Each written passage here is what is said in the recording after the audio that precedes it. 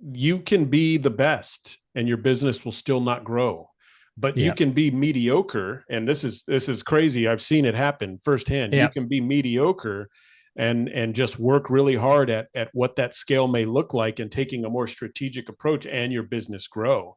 But over a Yeah. period of time, you continue to learn. So yeah, it's about freeing up your mind share and allowing you to take that 10,000 foot view to see everything, to then say, we kind of suck in that department. We need to work Yep. on that, as you alluded to. Make a mistake once, okay, that's fine. Don't make it again. And how do you eat Yeah. an elephant one bite at a time? Welcome to the Carpet Cleaner Success Podcast, a show created to inspire carpet cleaning business owners to build their own thriving residential and commercial cleaning business. Your host, John Clendenning, has built and sold successful cleaning businesses for multiple six figures over his 30-year career, and is the founder of Carpet Cleaner Marketing Masters, a digital agency that turns your online marketing into a lead generation machine. Tune in as John shares proven tips, strategies, and expert interviews to help fast-track your success in the carpet cleaning industry.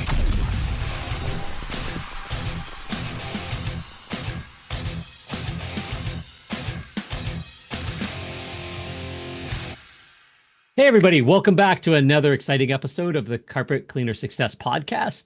On this episode, we're going to talk to Ricardo Torres. So I met Ricardo probably about a year ago, or a little bit less.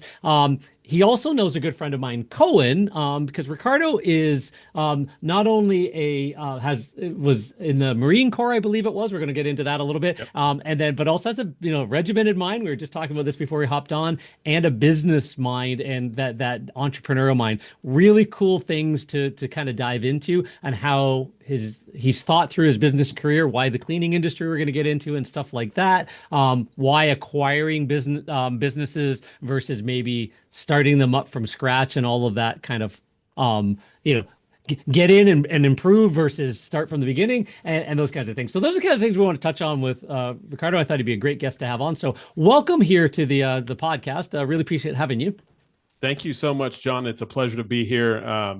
I hate doing this. I have to start with a slight correction, though. Air Force, not Marine Corps, only because of Okay, the fair enough. Yeah. inter-service rivalry that we always have. There is. I Yeah. should have double No, checked. So yeah. it's okay though. And listen, it's a pleasure to be here, John. I've been listening to your podcast for quite some time now, even before this whole brainchild of an idea that we would buy a carpet cleaning company Okay. ever occurred. But the tenets and the foundation really started with your podcast and the many great members and hosts or guests you've had on, rather. So thank you for that, and thank you for allowing me to be on the show with you. It's a pleasure. Oh, I appreciate that. So we kind of preempted a few of the things, and I got a few things wrong. That's always good to be corrected. So I appreciate that. Okay. I will get better at my note taking and teach my AI to help me better on those things That's as right. well. Yeah, bad AI. Bad AI. But yeah, so the story behind the business, or the business career, like obviously, if you're going down the road of the Air Force and then businesses, that seems like an odd connection. Tell a little story of Yeah. sort of young Ricardo and how you got here. I'll give you the Reader's Digest because I can go long-winded sometimes, so I will stop myself from doing that. In 2019, my business partner and I were interested in making more money. It started with this velocity of capital. And the Air Force, we were Air Force officers. We were both captains at the time, maybe about 5 years in. I'm an instructor pilot by trade. So I fly new student pilots in the Air Force. I teach them how to fly, and they earn their wings through a very regimented pipeline that allows for them to fly with me for 100 and something hours. So we've achieved not complacency, but some level of cruise control, if you will, which I think many business owners get to. And this is a bug that you have to be proactive about getting past. If you feel this, you need to get a little uncomfortable because you need growth. Anyways, so we're sitting there, and we thought, how could we make more money? How could we achieve wealth? There's no secret in the military. You're not going to become wealthy. You can't. You don't make enough money. Even if you're a 4-star general, it takes you a long time to get there. But anyways, we had this idea that we would take out of our 401k equivalent, a TSP, thrift savings plan. Yeah. And so we did that. We took 50% of our money out, along with some money we had made from a Tesla come up, which was kind of nice. Thank you, Elon Musk. Yeah. And so we were both liquid at like $240,000, and we didn't know what to do with our money, man. This was like kids running with scissors. It was not good. And but fortune favors the bold sometimes. And so we had this idea that we would buy one single family home every year for 20 years. And after the end of this, we would both be these lieutenant colonels that are retired with 20 homes that we shared equity in, and we would be rich. And that was our plan. Yep. Well, that did not that plan did not last. I'll just put it that way.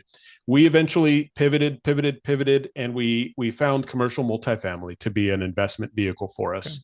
We used every last dollar we had, and we bought a 14-unit apartment complex. It was in the hood in Tucson, Arizona, real rough spot. Okay. Again, naivete was walking, and it was acting, and it was all, But again, this was right before COVID hit, and our investment took off. We eventually sold that, made a lot of money on that deal, bought a bigger deal in South Carolina, a 25 unit. And we were we had a little bit of money left over, and we figured, how do we continue to keep our money moving? Because we had all this equity, but no cash. Yeah. We were cash poor, but equity rich, if you will. And I saw this little laundromat in Tucson that had caught my eye. It was called the Happy Laundry. And the laundromat, this was 2021-ish. It was always packed, man. There was people there late at night, early in the morning. I thought, what in God's name is happening in this laundromat? I need to go check it out. Throughout this period of time from 2019 through around 2021, COVID occurred. The Air Force didn't know what to do with me. They sent me home for long bouts of time because they had A, B, C shift. Everybody was trying to mitigate distancing. You remember how it was. Yeah. Weird time for us. Well, I devoured a lot of books. One of the books I devoured was called Buy Then Build by Walker Dybel. Excellent book. The premise of it is, instead of creating your own business, which incurs a lot of risk in and of itself, how about you buy an existing business, one that has downside protection because you already have a book of business, perhaps documented SOPs, a value to the business valuation, whether seller discretionary earnings or EBITDA. And so, strapped with a lot of that knowledge, conversations with folks like yourself, other business owners, proximity is key. The people you're surrounding yourself with. We talked briefly about Tony Robbins and Jim Rohn and all these folks. Yeah. These are conversations. These are people I like to listen to. And the more you listen to this stuff, it's a manifestation. It is. Long story short, I buy the Happy Laundry. I walked in, I knocked on the door, and I bought the laundromat. And I realized after a year, it was a little too small for me. I sold it, and I upgraded in 2023 to Tiffany Couture cleaners. And this is where the start of my carpet cleaning journey really begins, is we bought a luxury dry cleaner that was doing multi-million-dollar revenue generation. And so this was kind of the start for us in the textile and the cleaning industry, if you will. Yeah. Very good. And there's so many gold nuggets right there. So I started as I told you ahead, and everybody knows my story, a punk kid, whatever. I had to bootstrap it. And my original reason to start the cleaning businesses I did was to buy rental property, right? And it turned out to be the last thing I ended up doing. I own rental property now, but it was like I worked my way up and then bought other cleaning businesses. Then, so within a year and a half, I had expanded, bought another 2-truck operation. Over the years, I'd bought a bunch of Molly Maid franchises, all that kind of stuff. And there is, when I unpack it, it was definitely listening to all those people, getting your head right, because we're all going to have busy days and down days and things where things don't go right. But, if you can have the right momentum and the right future vision where you're trying to go, thing we talked about is manifesting. Things just tend to lead you in that direction. And you buy a red car, all of a sudden every car you see is red. There's a focus that happens without it, you never get to that focus and you spin your wheels. And of the successful cleaners I know, the guys that are beyond $500,000, making it to $1 million, 2 million, 5 million, and beyond, they acquire other companies as one of their foundational strategies. Even if they just stumbled backwards into it at first, they went, oh, wait a minute, I can buy a database. I can buy, happy customers further down the journey. And quite frankly, in our industry, you can tend to buy it for less than maybe what other businesses, multiples of EBITDA, because cleaning business owners at a smaller scale, like depending on what size you're buying, multi-million-dollar Tiffany Couture cleaners aside, the carpet cleaning side of it, they don't tend to know what they have. And they typically unless it's the best known cleaner in town running the highest prices to the ultra elite and they have all of their systems dialed in. If that's the truth, chances are they just have an office manager running it and they're on the golf course anyways, and they don't need to sell it, right? Because 100%. so when they are selling it, it's usually because there's a reason to get out, right? Yep. And at that point, they're not necessarily always finding it sits on the market a little bit longer and things like that. Yeah. So Or it could be a falling knife, yeah, a exactly. Yeah. yeah, a lot of business owners will list their business when it's too late. Yes. And a lot of business owners conversely want to prematurely list their business, but it's too early because you don't have documented SOPs. You don't have, people can buy a business or you can buy a job is the way I look at it. Now, typically when you buy a job, it's in the smaller revenue kind of arena, right? But if you go to a larger corporation and maybe there's 30, 40 employees, you're likely buying a business, and that's a really good thing. And so I'll tell you a quick story of how the genesis of the Carpet Monkeys came about. By the way, I'm going to give you a brief background on Tiffany Couture Cleaners. Tiffany Couture Cleaners is a high-end, we're a couture dry cleaner. So we do luxury dry cleaning. So the rich and famous that live in Las Vegas all come to us. They bring their Versace shirts, their Gucci pants, their Prada, their furs. And now I'm not talking faux fur. I'm talking real chinchilla. PETA, don't get upset at me. But but so they go to a trusted name. And you and I had a conversation when I first onboarded and got to know you a little bit, John, and you said readers are leaders, and that resonated with me a lot. The affluent, wherever you're at, are generally going to pursue education as a value. They're going to pursue the efficiency of their time as a value that they hold near and dear. And I recognize this as a business owner providing a service to the affluent. And I thought to myself, they're looking for efficiency. They're looking for a one-stop shop to get everything done. They don't really ask questions as to whether you can or can't get it done. They respect the reputation and the rep relationship. And so these things preceded and offered me the building block, if you will, for the growth of my business.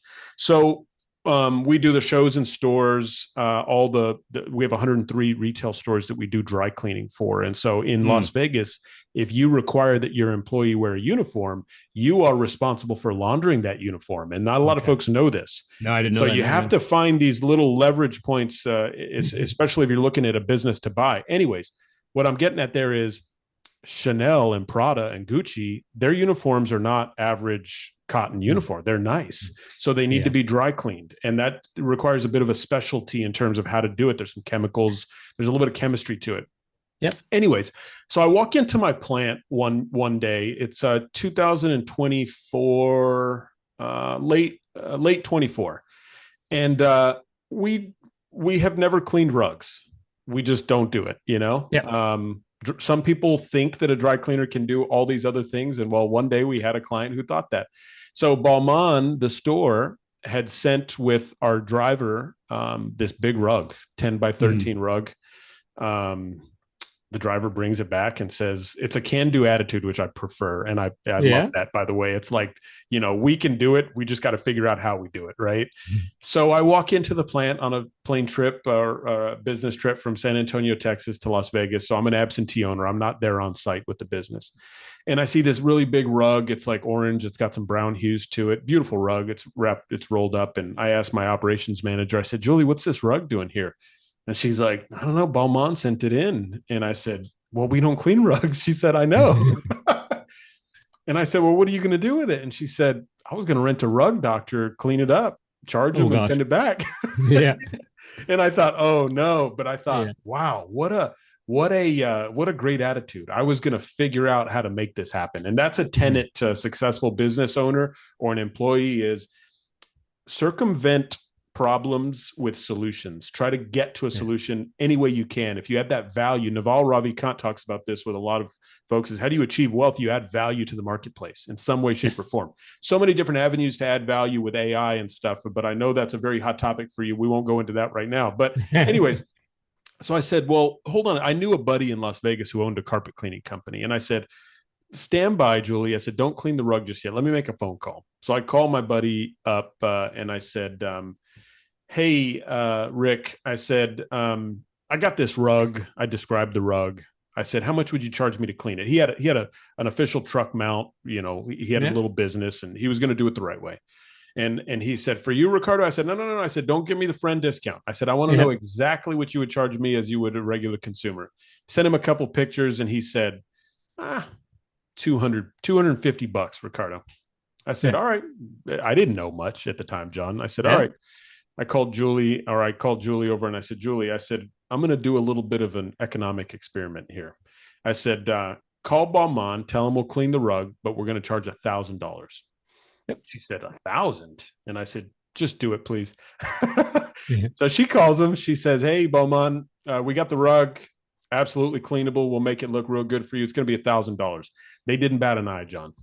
Yes. And I had an epiphany right then and there. And I said, I need a carpet cleaning company. Yeah. There you go. Yeah, right. Well, Yeah. the pieces of the puzzle were coming together in my mind. And it wasn't Yeah. just that I needed a carpet cleaning company. It was that I needed to take advantage of this arbitrage opportunity that we had. And that was, Yeah. we have a captive audience that respects our reputation, that understands that we deliver quality, excellent customer service, and standardization of that quality and those operations over a period of time, which I think are three tenets to a really good business, right? If I go buy a Big Mac, I want the Big Mac to taste good.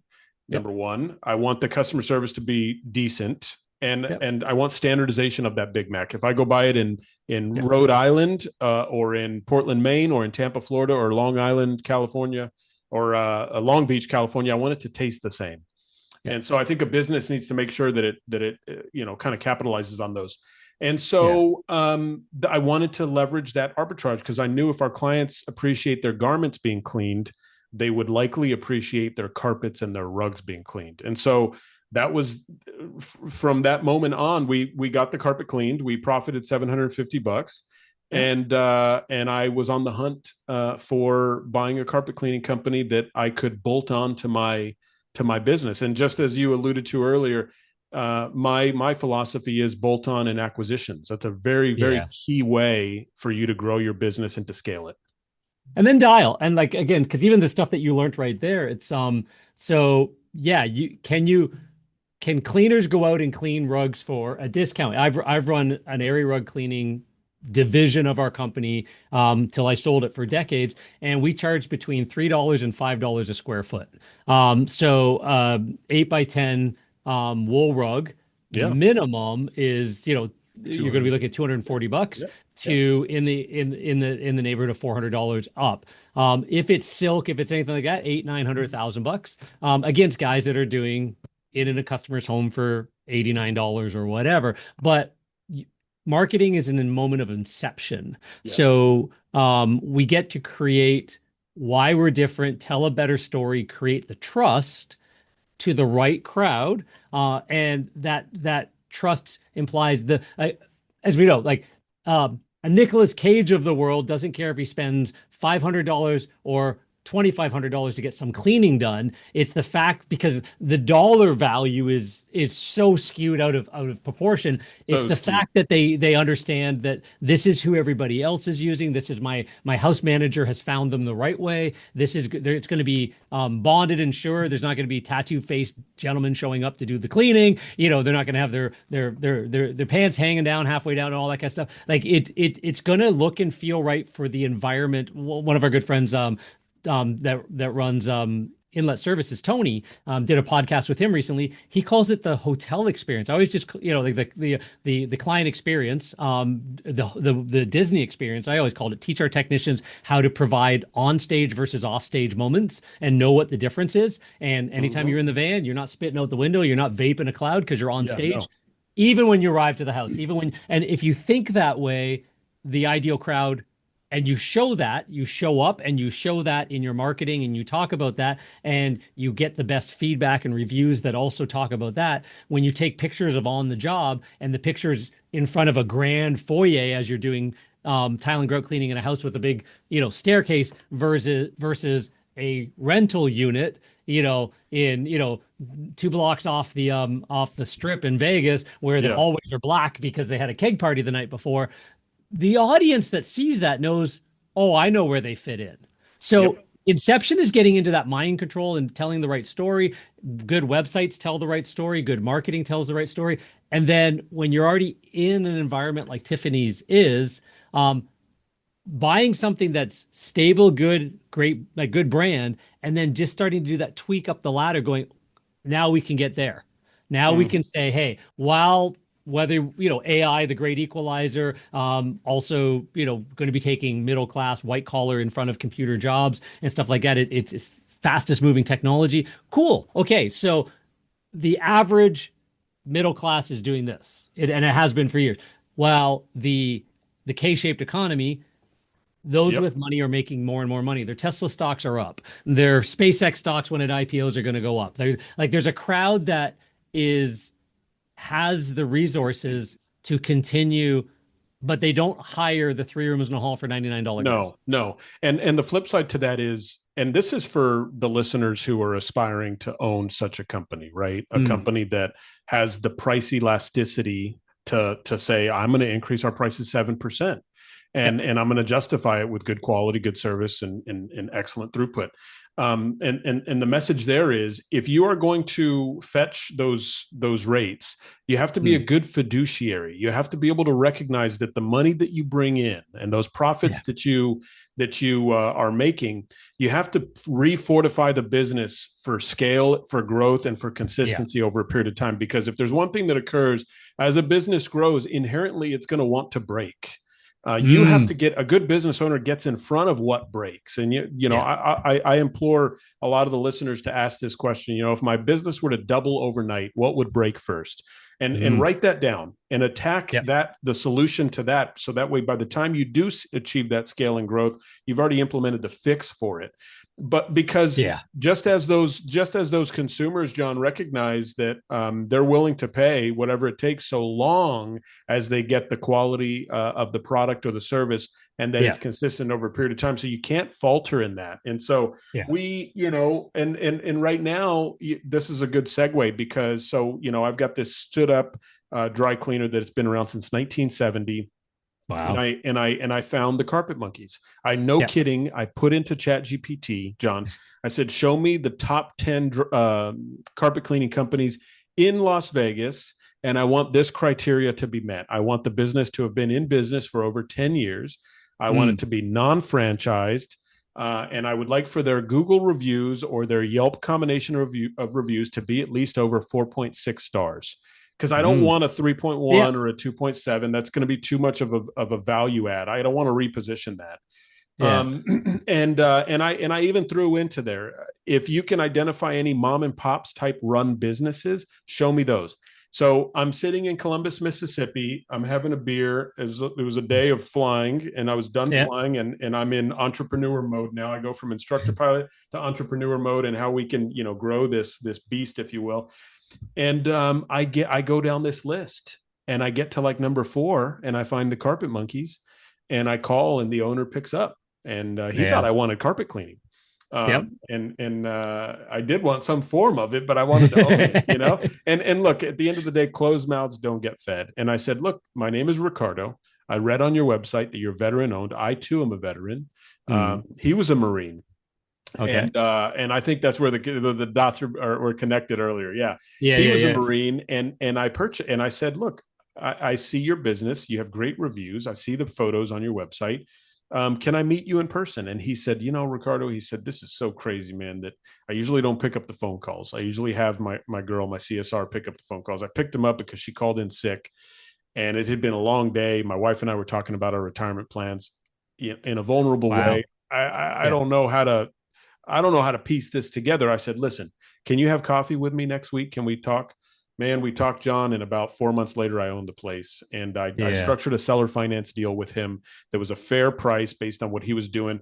And here's the thing that I kind of wanted to capitalize on is, when you already have a successful business and you have employees that are running it for you on your behalf, Mm, I was able to absorb the Carpet Monkeys team into my current team, and I was able to essentially put the umbrella over both companies, and my leadership team runs both of them, and they report back up to me. I financially Yeah. incentivize them to do this, and so Yeah. now I'm stripping costs out of the Carpet Monkeys profit and loss statement, and I'm bolstering the bottom line. Because you have All those efficiencies of both of them doing, yeah, Yes, rowing in a the same hundred direction. Yeah. percent. Yeah. Insurance, costs of goods sold. I now have, Yeah. this was no longer running out of their home with drivers Yeah. taking their vehicles home. They were going back to my plant and parking their vehicles behind a locked gate.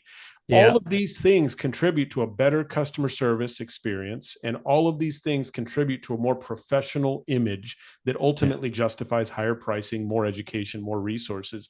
So I was very, very happy to have that realized for us, and to now have Tiffany Couture cleaners and the Carpet Monkeys. And I knew at the inception of all this, I wanted to break out the Carpet Monkeys. I wanted there to be a luxe or a luxury model. And Yeah. we, effective last month, we rolled that out. Very proud to see that. And we're starting marketing efforts towards really ensuring that we're catering to our cross-pollinating our current clients in dry cleaning for Yeah. carpet cleaning and rug cleaning services, with And that's, the yeah, new. and what you've stated there is says I always talk, there is um the carpet cleaner that just happens to own a business, and the business owner that just happens to be in the cleaning industry. Yes. And a lot of, and one, there's nothing wrong with either. Know where you are. I was originally a carpet cleaner, but I that didn't just happen to own a business. The carpet cleaning was a vehicle that was going to do more stuff. I didn't want to be the guy in the truck, right? Yep.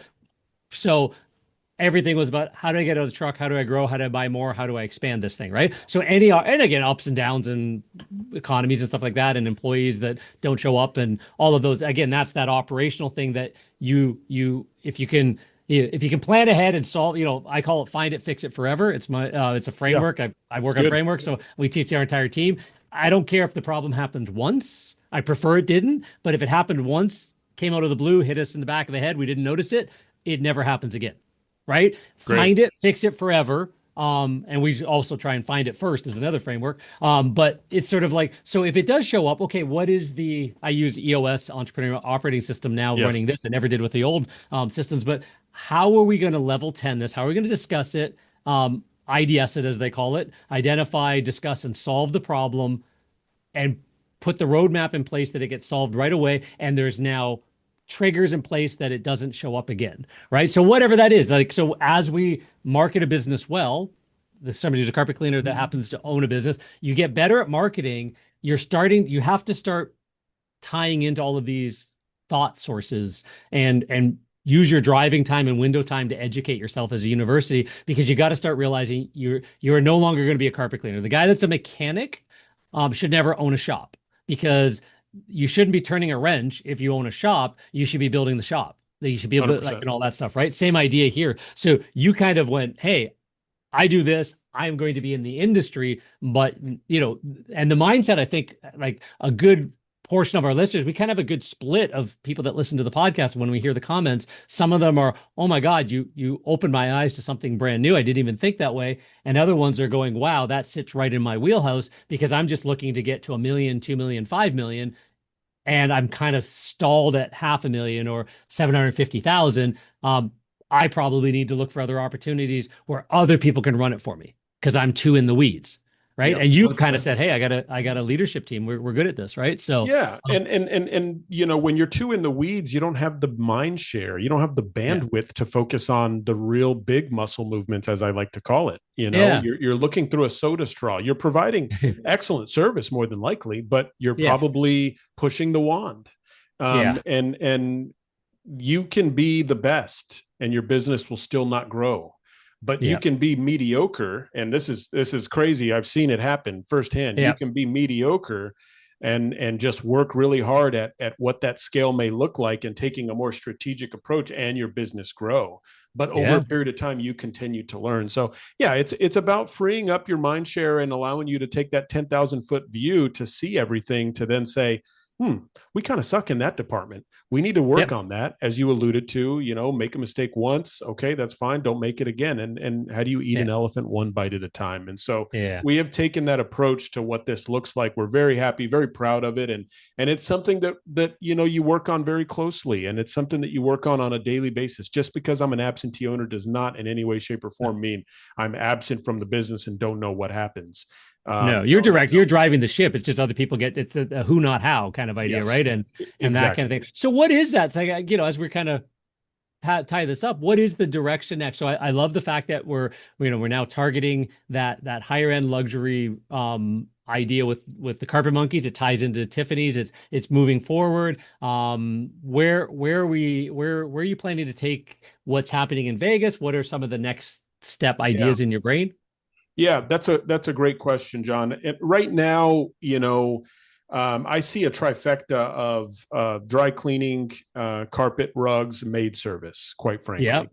And Okay. so, if we're able to hit home on all three of the points of the triangle there, I see ourselves being put in a very advantageous position for private equity later on down the line. Yeah. And Yep.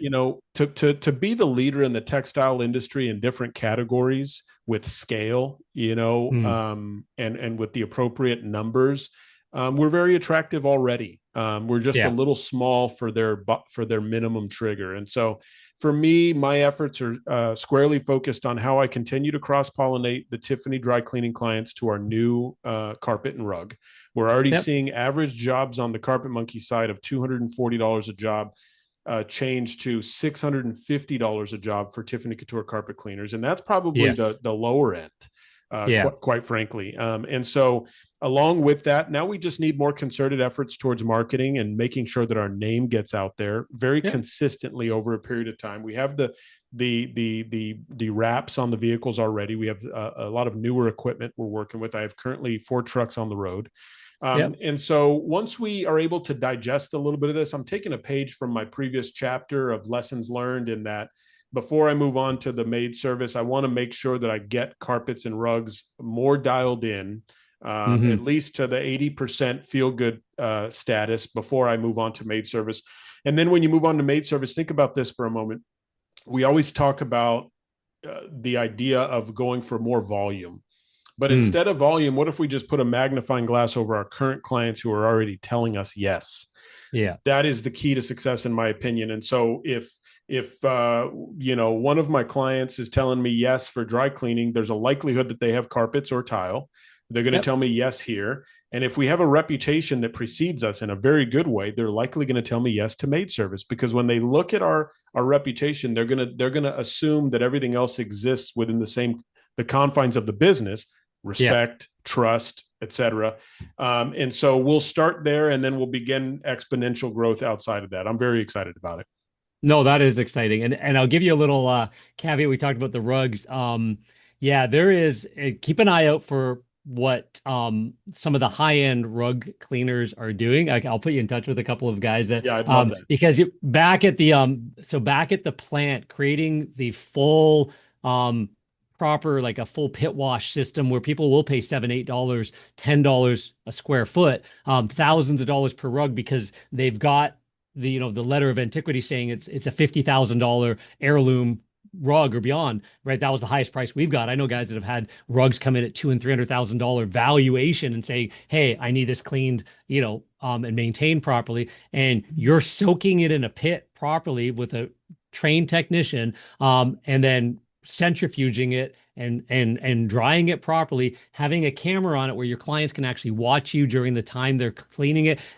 They still have dogs. The dog still peed on the rug. You still have to flush it for urine, but you also have to stabilize the natural vegetable dyes that came from the Yeah, neighborhood where it was made in Kazakhstan or yeah, whatever. yeah, Like yeah. you've got to know that stuff. And there are people out there that run really good businesses or have really good training, as you and I would know, where we don't necessarily have to hire Tommy the tech and send him through years of training and hope he doesn't screw up a rug. We can find somebody who's got that artisan thing that maybe could probably have a better career not owning the business but managing the division. And 100%. now you're pulling in three, five, $10,000 worth of rugs from a house to do a cleaning and bringing them back a week later.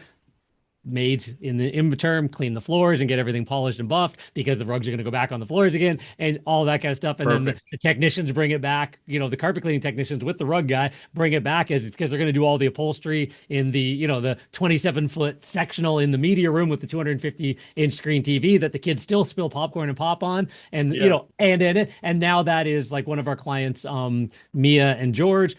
They have clients that in 15, 17 years or less have the lifetime value is over $200,000 in a residential house. Lifetime value of a residential client north of Chicago, and they don't have one, they have many, and they have lots over 100,000. When Unreal. 5 or 10,000 is a high watermark for most carpet cleaners, because they don't even know how to stay in touch with their regular clientele, and these guys have made it so obvious, Yep. and they stay in touch so well that yeah, you're back again and again and again Yeah, because it the more yeah, touch points you have with the client, the more frequency of them seeing you, the more yeah, likely that they are going to be to continue to use you. yeah, Because think about it, once they say your name 3 or 4 times on 3 independent visits, they remember the carpet monkey. yes, They're going to yes, say they're not going to have to go Google anybody. They're going to say call them up. In fact, yeah, you don't even need to call them, Ricardo. Just text their number; they'll respond back immediately. yes. And we make it so easy that way. And so those are Have your the bottle things. of Carbon Monkey spot remover underneath, like in their Yeah. laundry closet or whatever, so that if they have a spill, try this first, call us second. You get 2 or 3 free spotting visits, regular $125 free because you're on our Lux plan. So you get a Yes. couple of those a year, all that good stuff. And that rule of three is true. 80% of people that try a carpet cleaning company once won't use them again. If you're in the house a second time, it's about 50. If you're in the house a third time, and again, all three experiences were great and Yes, delivered they the have to same be. thing, Yep. you're 80% likely that you're locked in for life. Restaurants know it's about 4 visits and you become a customer for life. The first visit, you probably never see them again. So is there the game you play to get in a second time? So follow up on the first cleaning, in-home savings, a reason to come back. And then we always had our Always Clean where they'd get a free traffic lane cleaning in 6 months. It's $1.30 a square foot to do the first cleaning, minimum 500 square feet, so $750 job minimum. But we came back in 6 months and did a traffic lane touch up for free, but they could also add on other things while we are there because we wanted to get into the house 3 times in 6 months. And Yep. our goal was any customer that we made 30% of our clients were in the house 3 times in the first 6 months. When I sold the business, the businesses, but when I sold the business, I had dozens and dozens and dozens of clients that they also get to grandfather in their current price this year as long as they book within their anniversary month, their next full cleaning. So they were 20 years in and still making sure that during that 12th month somewhere, they maintained their always clean program so they Yep. could maintain their Be prices that they sticky. started with.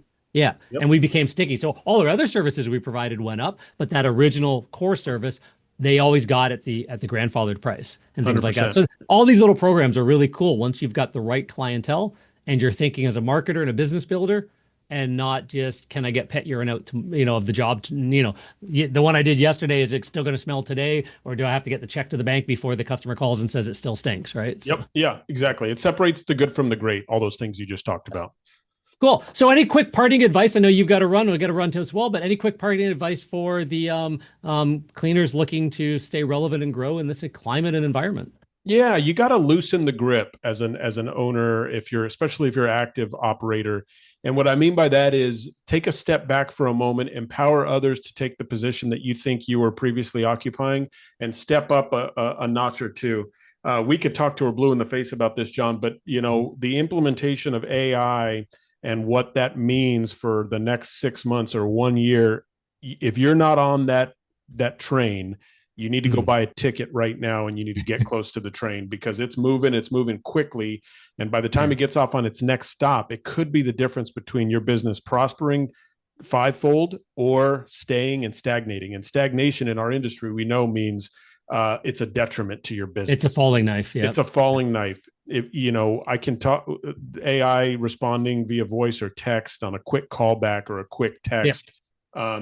Just the recognition of efficiencies in your business over a period of time. We can't keep up with it. So we should just partner with it and hold its hand and try to keep up as best as we can. So what I mean, when I say loosen the grip, I really mean challenge the norms and what you thought of your business previously, because it's going to look different in the future. Those who embrace it I think are going to find a lot of success. Those who are, I still need to go provide that same exact service I provided a couple of years ago, I think you're going to find a detriment, and I encourage you to think otherwise. That is a great place to end it, my friend. You're preaching to the choir and the message I've been trying to get out. And yeah, the world's running away from us, and we just got to Yep. be faster than we've ever been before. But I Right. thank you for your time. I know this is going to be a valuable episode. Any comments we get coming through, which we always do, I will pass them along to you as Thank well. you, John. And anybody in the Las Vegas area, Tiffany Couture Cleaners, Carpet Monkeys, look them up, hire them. Ricardo is the Appreciate it. best, and his team is awesome. Yes, sir. Thank you, John. Hey, take care.